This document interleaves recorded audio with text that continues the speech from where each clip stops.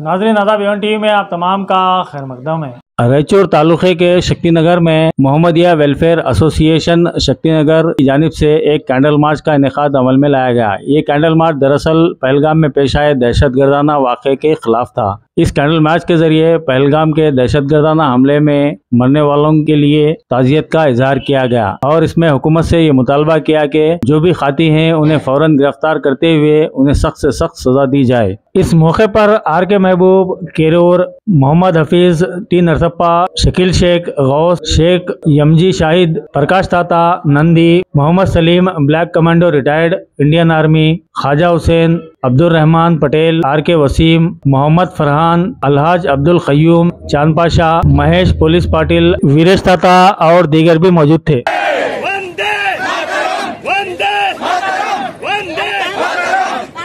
बोलो भारत माता की, बोलो भारत माता की, वंदे वंदे वंदे वंदे, बोलो भारत माता की। हिंदुस्तान हिंदुस्तान जिंदाबाद जिंदाबाद जिंदाबाद जिंदाबाद, बोलो भारत माता की, बोलो भारत माता की, वंदे वंदे वंदे,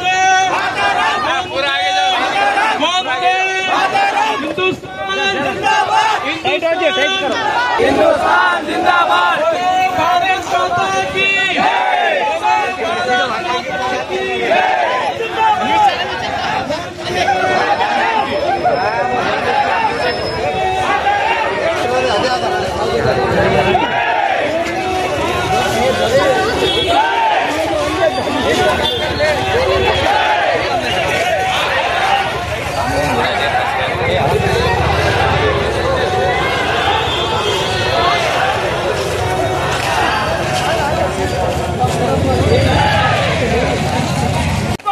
की।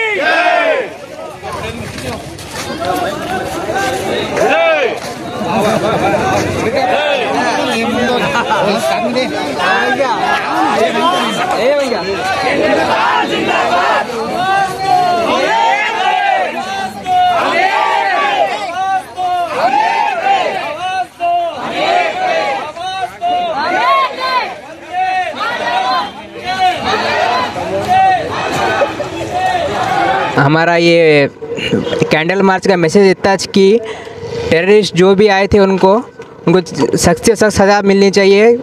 कोई भी उसमें से बच के जाना नहीं चाहिए। जो भी मासूम लोग थे उधर पे, जो भी गए थे उधर पे, जो भी हमारे घूमने गए थे, जो हमारे इंडियंस थे उधर पे, जो भी जितने भी थे, उनको कोई भी बिना कोई जुर्म के उनको सज़ा मिली है तो उनको हमारे को इंसाफ चाहिए। बस मेरी इतनी दरख्वास्त है, हमारे सबके इंडियंस की तरफ से इतनी दरख्वास्त है। मैं बोलने का एक ही बात हूँ, मोदी साहब को बोल रहा हूँ मैं, पाकिस्तान वाले को वारंट देना, पाकिस्तान गवर्नमेंट को वारंट दे के वो जो भी है टेररिस्ट 4-5 जन जो भी है वो इंडिया को ओपा बोल के वारंट देने के बाद उसको ला के लाल किले के पास चौक में गल शिक्षा देना उसको। इतना मैं बोलता हूँ मोदी साहब को। ನಮಸ್ಕಾರ। ಈ ದಿನ ಮೊಹಮ್ಮದಿಯಾ ವೆಲ್ಫೇರ್ ಕಮಿಟಿ ಮತ್ತು ಎಲ್ಲ ಸಂಘ ಸಂಸ್ಥೆ, ಶಕ್ತಿನಗರದ ಸಂಘ ಸಂಸ್ಥೆಯವರು ನಾವಿಲ್ಲಿ ಸೇರಿಕೊಂಡಿರೋದು ಏನು ಅಂತ ಹೇಳಿದ್ರೆ, ಒಂದು ಫ್ಯಾಮಿಲಿ ಮುಂದೆ ತನ್ನ ಫ್ಯಾಮಿಲಿಯಲ್ಲಿರೋಂಥ ಹೆಡ್ನ ಗುಂಡಿಟ್ಟು ಕೊಲ್ಲೋದು ಯಾವ ನ್ಯಾಯ ಇದು?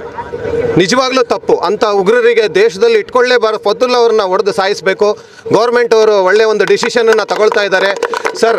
ಗಡ್ಡ ಬಿಟ್ಟವರು ಈ ಕಾಲದಲ್ಲಿ ನಮಾಜ್ ಮಾಡೋರು ಯಾರೂ ಉಗ್ರರಲ್ಲ. ಉಗ್ರರು ಏನಂತ ಹೇಳಿದ್ರೆ ಬೇರೆ ದೇಶದಿಂದ ನಮಗೆ ಇಂಡಿಯಾದಲ್ಲಿ ಎಲ್ಲ ಕೊಟ್ಟಿದ್ದಾರೆ.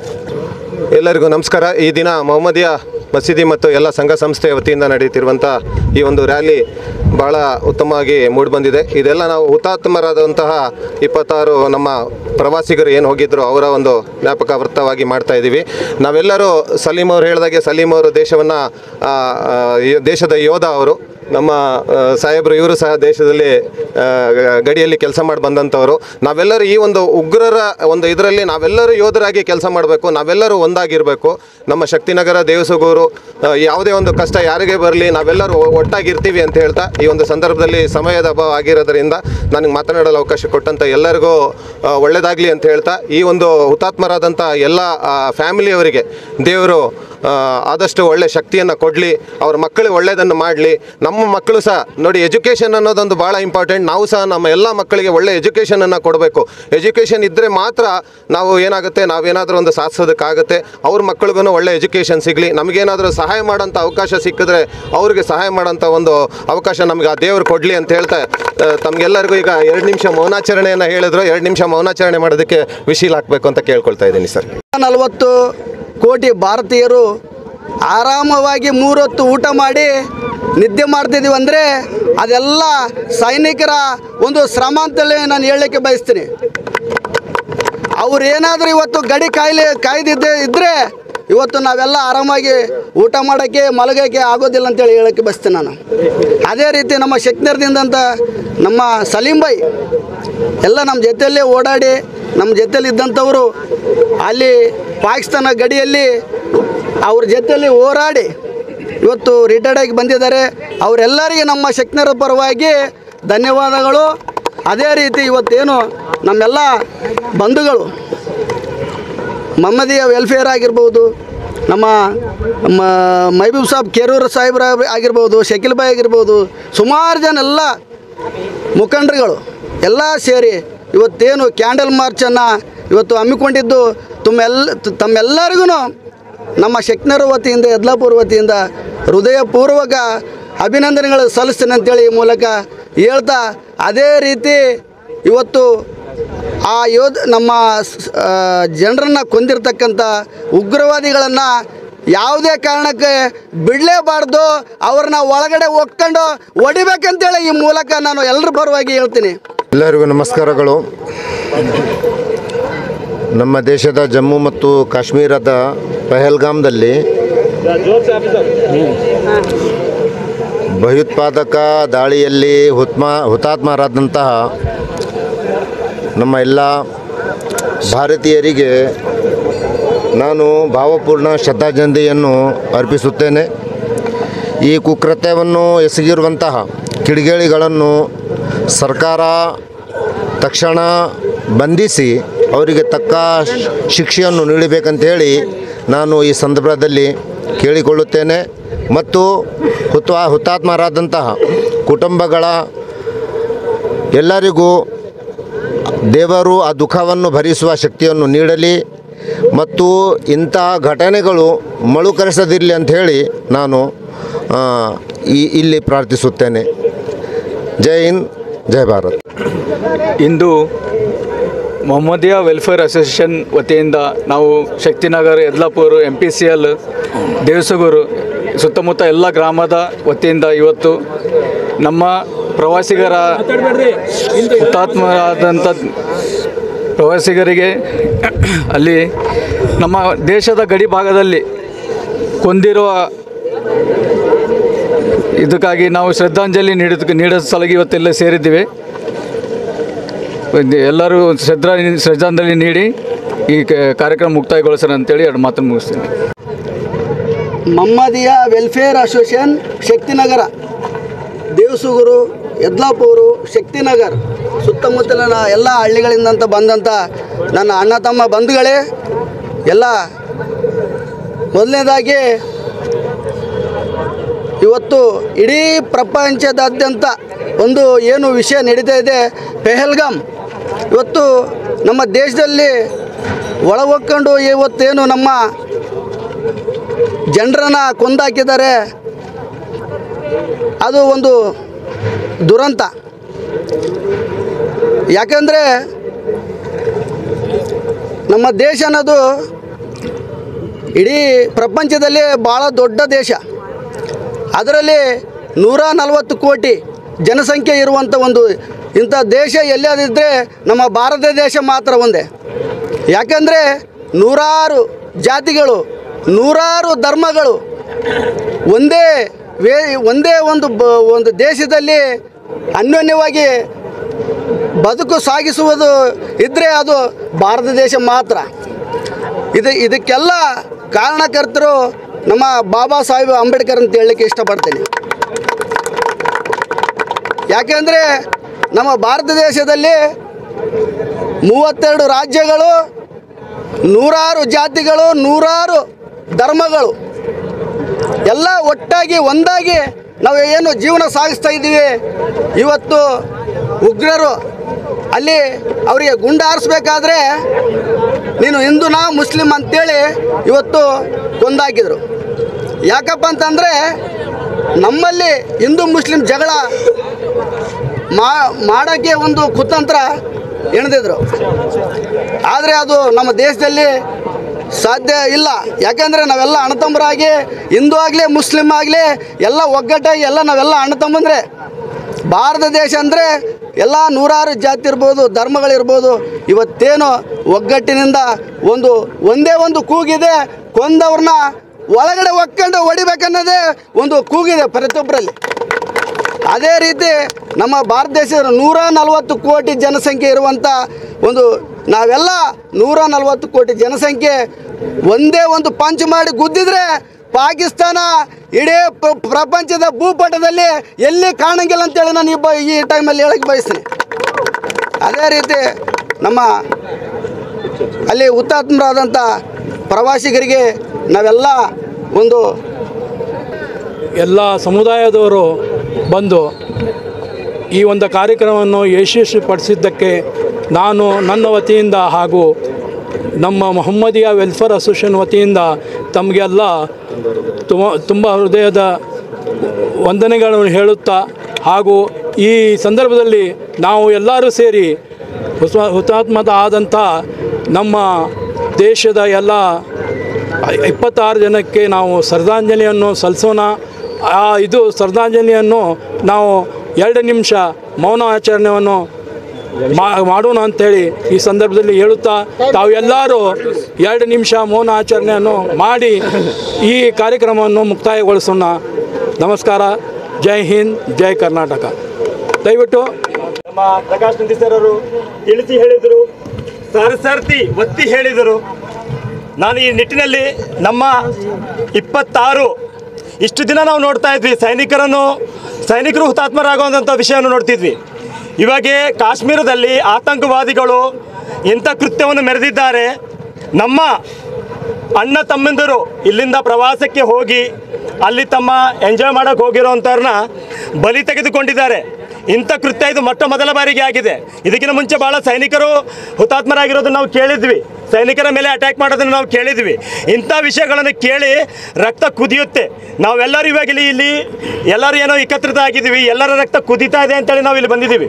ನಾವಿಂಥ ಕಾರ್ಯಕ್ರಮಗಳನ್ನು ಏರ್ಪಡಿಸಿದ್ದಕ್ಕೆ ಇಲ್ಲಿಂದ ನಾವೇನು ಭಾರತ್ ಮಾತಾ ಕಿ ಜೈ ಅಂತೇಳಿ ಇಲ್ಲಿಂದೇನು ಕೂಗು ಹಾಕ್ತಾ ಇದ್ದೀವಿ. ಅಲ್ಲಿ ನಮ್ಮ ಭಾರತ ದೇಶದ ಸೈನಿಕರು ಏನಿದ್ದಾರೆ ಅವರಿಗೆ ಈ ಕೂಗು ಮುಟ್ಟುತ್ತೆ, ಆ ಹುಮ್ಮಸ್ಸು ಅವ್ರ ಹತ್ರ ಬರುತ್ತೆ ಅಂತೇಳಿ ನಿಟ್ಟಿನಲ್ಲಿ ನಾನು ಹೇಳ್ಕೊಳ್ತೀನಿ. ಈ ಭಾರತ್ ಮಾತಾ ಕಿ ಜೈನೇ ಅವರಿಗೆ ಒಂದು ಸ್ಫೂರ್ತಿ. ಈ ಭಾರತ್ ಮಾತಾ ಕಿ ಜೈ ಅನ್ನೋದು ಒಂದು ಏನಿದೆಯಲ್ಲ, ಎಲ್ಲರನ್ನೂ ಒಂದು ಪ್ಲಾಟ್ಫಾರ್ಮಲ್ಲಿ ತರುತ್ತೆ. ಒಂದೇ ಮಾತರಂ ಅನ್ನೋದು ಏನಿದೆಯಲ್ಲ, ಇದೊಂದು ಪ್ಲಾಟ್ಫಾರ್ಮಲ್ಲಿ ತರುತ್ತೆ. ನಾವು ಯಾವುದೇ ಪಂಗಡದವರು ಆಗಿರ್ಬೋದು, ಯಾವುದೇ ಜಾತಿಯವರಾಗಿರ್ಬೋದು, ಎಲ್ಲರ ರಕ್ತ ಒಂದು. ದೇಶ ಅಂದಾಗೆ ಎಲ್ಲರೂ ಒಟ್ಟುಗೂಡೋದು, ಅದು ಎಲ್ಲರಿಗದು ಎಲ್ಲರ ಹಕ್ಕು. ಅದು ಡಾಕ್ಟರ್ ಭೀಮರಾವ್ ಅಂಬೇಡ್ಕರ್ ಅವರು ನಮಗೆ ಈ ಕಾಲಮಲ್ಲಿ ಎಲ್ಲರಿಗೂ ಒಂದು ಗೂಡಿಸಿದ್ದಾರೆ. ನಾನು ಈ ನಿಟ್ಟಿನಲ್ಲಿ ಅವ್ರ ಹೆಸರನ್ನ ತೊಗೊಳ್ತಾ ಇದ್ದೀನಿ. ಯಾಕಪ್ಪ ಅಂದರೆ ನಾವೆಲ್ಲರೂ ಕೂಡಿದ್ದೀವಿ, ಆ ಸಂವಿಧಾನ ಬರೆದಿರೋದಕ್ಕೆ ನಾವೆಲ್ಲ ಕೂಡಿದ್ದೀವಿ. ಇಲ್ಲಪ್ಪ ಅಂದರೆ ನಾವೆಲ್ಲ ಬೇರೆ ಬೇರೆ ಆಗಿರ್ತಿದ್ವಿ. ಧರ್ಮ ಜಾತಿ ಪಂಗಡಗಳು ಅಂದ್ಕೊಳ್ಳೋದೆ ಒಬ್ಬ ಸೈನಿಕ ದೇಶ ಸೇವೆ ಮಾಡ್ತಾ ಇದ್ದಾನೆ ಅಂತೇಳಿದರೆ ಯಾರ ಸಲುವಾಗಿ ಸೇವೆ ಮಾಡ್ತಾ ಇದ್ದಾನೆ, ಯಾರ ಪ್ರಾಣ ಕಾಪಾಡ್ತಾ ಇದ್ದಾನೆ ಅಂತೇಳಿ ಅಂದ್ಕೊಳ್ಳಲ್ಲ. ನಾನು ಹಿಂದೂ ಸಲುವಾಗಿ ಮಾಡ್ತಾ ಇದ್ದೀನಿ, ನಾನು ಬ್ರಾಹ್ಮಣ ಸಲುವಾಗಿ ಮಾಡ್ತಾ ಇದ್ದೀನಿ, ನಾನು ಮುಸ್ಲಿಂ ಸಲುವಾಗಿ ಮಾಡ್ತಾನೆ ಇದ್ದೀನಿ ಅಂತೇಳಿ ಯಾರೂ ಅಂದ್ಕೊಳ್ಳಲ್ಲ. ನಮ್ಮ ದೇಶದ ನಾಗರಿಕರ ಹಿತರಕ್ಷಣೆ ನಮ್ಮ ಕರ್ತವ್ಯ ಅಂತೇಳಿ ಆ ನಿಟ್ಟಿನಲ್ಲಿ ಆ ಕಾಶ್ಮೀರ ಬಾರ್ಡರ್ ಆಗಿರ್ಬೋದು, ಪಾಕಿಸ್ತಾನ ಬಾರ್ಡರ್ ಆಗಿರ್ಬೋದು ಕಾಯ್ತಾ ಇರ್ತಾರೆ. ನಾನು ಸುಮಾರು 3 ವರ್ಷ ಪಾಕಿಸ್ತಾನ ಬಾರ್ಡ್ರಲ್ಲಿ ಇದ್ದೆ. ಅಲ್ಲಿ ಪ್ರತಿ ಸಲ ಇದೇ ಥರ ನಾನು ಈ ನಿಟ್ಟಿನಲ್ಲಿ ನಮ್ಮ ಎಲ್ಲರಿಗೆ, ಎಲ್ಲ ಭಾರತೀಯ ಪ್ರಜೆಗಳಿಗೆ ಒಂದು ಮಾತನ್ನು ಹೇಳೋಕ್ಕೆ ಇಷ್ಟಪಡ್ತೀನಿ. ನಮ್ಮ ದೇಶದಲ್ಲಿ ನಡೀತಿರೋ ಗತಿವಿಧಿಗಳು, ಆ ಗತಿವಿಧಿಗಳಿಗೆ ಕಡಿವಾಣ ಹಾಕಬೇಕೆಂದರೆ ನಮ್ಮ ದೇಶದಲ್ಲಿ ನಡೀತಾ ಇರೋ ಲಂಚತನ. ಒಬ್ಬ ಸೈನಿಕ ಒಂದು ಸಲ ಕಣ್ಣು ಮುಚ್ಕೊಂಡ್ರೆ 10 ಜನ ಆತಂಕವಾದಿಗಳನ್ನು ಒಳಗಡೆ ಬಿಡ್ಬೋದು, ಕೋಟಿಗಟ್ಟಲೆ ತೊಗೋಬೋದು. ಅವ್ನ ಕುಟುಂಬವೆಲ್ಲ ಕುಂತು ತಿನ್ಕೊಬೋದು ಆರಾಮಾಗಿ, ಅವ್ನು ಕೆಲಸ ಮಾಡೋದೇ ಬೇಕಾಗಿಲ್ಲ. ಹಾಗೆ ಪ್ರತಿಯೊಬ್ಬ ಯೋಧ ಆ ಥರ ಮಾಡ್ತಾ ಇದ್ದ ಅಂದರೆ ನಾವಿಲ್ಲಿ ಶಾಂತಿಯಾಗಿ ಕುತ್ಕೊಳ್ಳೋಕ್ಕಾಗುತ್ತಾ? ಆಗಲ್ಲ. ನಮಗೆ ನಾವು ಎಲ್ಲಿ ಸಿಗುತ್ತೆ ನಾವು ಅಲ್ಲಿಂದ ದೋಚಕ್ಕೆ ಟ್ರೈ ಮಾಡ್ತೀವಿ. ಅದನ್ನು ನಾವು ಮೊದಲು ಹೋಗಲಾಡಿಸ್ಬೇಕು. ಈ ನಿಟ್ಟಿನಲ್ಲಿ ನಾವು ಏನು ನಿಜವಾಗ್ಲೂ ನಮ್ಮ 26 ಜನ ಏನು ಹುತಾತ್ಮರಾಗಿದ್ದಾರೆ ಅವರ ಆತ್ಮಕ್ಕೆ ಏನಾದರೂ ಶಾಂತಿ ಸಿಗಬೇಕಂತೇಳಿ ಅಂದ್ಕೊಂಡ್ರೆ ನಮ್ಮಲ್ಲಿ ಇರೋ ಅಂಥ ಕರಪ್ಷನನ್ನು ನಾವು ಹೋಗಲಾಡಿಸ್ಬೇಕು. ಒಂದೇ ನಿಟ್ಟಿನಲ್ಲಿ ಇದ್ದು ಒಂದೇ ಪ್ಲಾಟ್ಫಾರ್ಮ್ ಇಲ್ಲಿದ್ದು ಇವತ್ತು ನಾವೆಲ್ಲರೂ ಒಂದು ಗೂಡಿ ಇಲ್ಲೇನೆ ಬಂದಿದ್ದೀವಿ. ನಮ್ಮ ಭಾರತ ದೇಶದ ಏನು ಲಾಸ್ ಆಗಿದೆ ಆ ಲಾಸ್ನ ಹೇಗೆ ತುಂಬಬೇಕು, ನಮ್ಮ ಭಾರತ ದೇಶ ಅದಕ್ಕೆ ಭಾರತ ಸರ್ಕಾರ ಯಾವ ನಿಟ್ಟಿನಲ್ಲಿ ಕೆಲಸ ಮಾಡ್ತಾ ಇದೆ ಅದಕ್ಕೆ ಒತ್ತಡ ಹಾಕೋಕ್ಕೆ ನಾವಿಲ್ಲಿ ಕೂಡಿದ್ದೀವಿ. ಇದೇ ಥರ ಒತ್ತಡ ಸೈನಿಕರಿಗೂ ಇರುತ್ತೆ. ಆ ಸೈನಿಕರಿಗೆ ಒತ್ತಡ ಹ್ಯಾಂಡಲ್ ಮಾಡುವಂಥ ಪರಿಸ್ಥಿತಿ ನಾವು ಟ್ರೈನಿಂಗಲ್ಲಿ ಕೊಟ್ಟಿರ್ತಾರೆ ಅವರಿಗೆ. ನಾವಿಲ್ಲಿಂದ ಏನೋ ಭಾರತ್ ಮಾತಾ ಕಿ ಜಯ ಅಂತ ಹೇಳ್ತಾ ಇರ್ತೀವಿ, ಅದೇ ಅವ್ರಿಗೆ ಸ್ಫೂರ್ತಿ. ಅವರಿಗೆ ಕೊಡ್ತಿರೋ ಸ್ಯಾಲ್ರಿ ಎಲ್ಲ ಸ್ಫೂರ್ತಿ. ಅವರಿಗೆ ಏನಾರ ಹೇಳಬೇಕು ಅಂದರೆ ಒಂದು ಸಲ ಎಲ್ಲರೂ ಜೋರಾಗಿ ಬೋಲೋ ಭಾರತ್ ಮಾತಾ ಕಿ, ಬೋಲೋ ಭಾರತ್ ಮಾತಾ ಕಿ, ವಂದೇ ವಂದೇ ಹಿಂದೂಸ್ತಾನ್ ಹಿಂದೂಸ್ತಾನ್ ಜಿಂದಾಬಾದ್ ಜಿಂದಾಬಾದ್ आवाज दो आवाज दो आवाज दो. ಎಲ್ಲರಿಗೂ ಜೈ ಹಿಂದ್, ನಮಸ್ಕಾರ. ನಮ್ಮ ಯೋಧರನ್ನ, ನಮ್ಮ ಭಾರತೀಯ ಮಕ್ಕಳನ್ನ, ಭಾರತೀಯ ನಾರಿಯರನ್ನ ಕಾಪಾಡುವಂಥದ್ದು ನಮ್ಮೆಲ್ಲರ ಆದ್ಯ ಕರ್ತವ್ಯ. ಈ ಸಂದರ್ಭದಲ್ಲಿ ಕುಲ ಒಂದೇ, ಜಲ ಒಂದೇ, ಗಾಳಿ ಒಂದೇ. ನಾವು ನಡೆದಾಡುವ ನೆಲವೂ ಒಂದೇ, ಗಾಳಿಯೂ ಒಂದೇ, ಜಲ ಒಂದೇ. ಕುಲ ಯಾವುದಂದ್ರೆ ಮಾನವ ಕುಲ. ನಾವೆಲ್ಲ ಮಾನವರು. ಅದನ್ನು ಮಾತ್ರ ನಾವೆಲ್ಲ ನೆನಪಿಟ್ಕೊಳ್ಬೇಕು. ಈ ಸಂದರ್ಭದಲ್ಲಿ ಏನು ನಮ್ಮನ್ನು ಅಗಲಿರ್ತಕ್ಕಂಥ ಯೋಧರಿಗೆ ಆತ್ಮಕ್ಕೆ ಶಾಂತಿ ಸಿಗಬೇಕು ಹಾಗೂ ಆ ಯೋಧರ ಕುಟುಂಬ ಸೌಖ್ಯದಿಂದ ಬಾಳಬೇಕು. ಈ ಸಂದರ್ಭದಲ್ಲಿ ಈ ಶಕ್ತಿನಗರ ದೇವಶಿವಗುರು ಯದ್ಲಾಪುರ ಎಲ್ಲ ಬಾಂಧವರು ಬಹುಶಃ ಹಿಂದೆಂದೂ ಆಗದಂಥ ಇತಿಹಾಸದಲ್ಲಿ ಬರೆಯುವಂಥ ಕೆಲಸವನ್ನು ಇವತ್ತು ನಾವು ಮಾಡ್ತಾ ಇದ್ದೀವಿ. ಆ ಯೋಧರಿಗೆ, ನಮ್ಮನ್ನು ಅಗಲಿದಂಥ ಯೋಧರಿಗೆ, ಭಾರತ ಮಾತೆಯ ಪುತ್ರರಿಗೆ ಅವರ ಆತ್ಮಕ್ಕೆ ಶಾಂತಿ ಸಿಗಲಿ ಅಂತೇಳಿ ಈ ಸಂದರ್ಭದಲ್ಲಿ ಎಲ್ಲರೂ ಜೋರಾಗಿ ಚಪ್ಪಾಳೆ ತಟ್ಟಿ ಒಮ್ಮೆ ಗಡಿಯಲ್ಲಿರ್ತಕ್ಕಂಥ ಯೋಧರಿಗೆ ಮುಟ್ಟುವಂಥ ಶಕ್ತಿ ಮೀರಿ ಜಯಘೋಷವನ್ನು ಹಾಕಬೇಕು. ನಮ್ಮ ಜಯಘೋಷ ಆ ಯೋಧರಿಗೆ ಶಕ್ತಿ, ಪುಷ್ಟಿ ನೀಡುವಂತಾಗಿರಬೇಕು. ಅಂತ ಪುಷ್ಟಿಯನ್ನು ನಾವು ಯೋಧರಿಗೆ ನೀಡಬೇಕು. ನಾವು ಇಲ್ಲ ಅಂದರೆ, ಯೋಧರು ಇಲ್ಲ ಅಂದರೆ ನಾವು ಬಾಳ್ಲಿಕ್ಕೆ ಆಗೋದಿಲ್ಲ. ಇದನ್ನೆಲ್ಲರೂ ನೆನ್ಪಿಟ್ಟುಕೊಳ್ಳಿ. ಎಲ್ಲ ಶಕ್ತಿನಗರದ ಬಂಧುಗಳೇ, ಬೋಲೋ ಭಾರತ್ ಮಾತಾ ಕಿ, ಬೋಲೋ ಭಾರತ್ ಮಾತಾ ಕಿ. रायचूर शहर में एलबीएस नगर के बिल्कुल करीब निहायत ही बेहतरीन मुकाम पर तामीर की जा रही है एपीआर टाउनशिप, जहां पर प्लाट इंतहाई वाजबी दामों में मिल रहे हैं। तो फिर रायचूर शहर में बन रही हाईफाई एपीआर टाउनशिप में अपनी प्लाट आज ही बुक कीजिए। कॉन्टैक्ट के लिए फोन नंबर है 9611689401। एक और फोन नंबर है 9242466207। ऑफिस का पता है APR township, below RNR hotel, Santoshi hotel complex, opposite SKLS hotel, Tipu Sultan चौक, गौशाला रोड, रायचूर।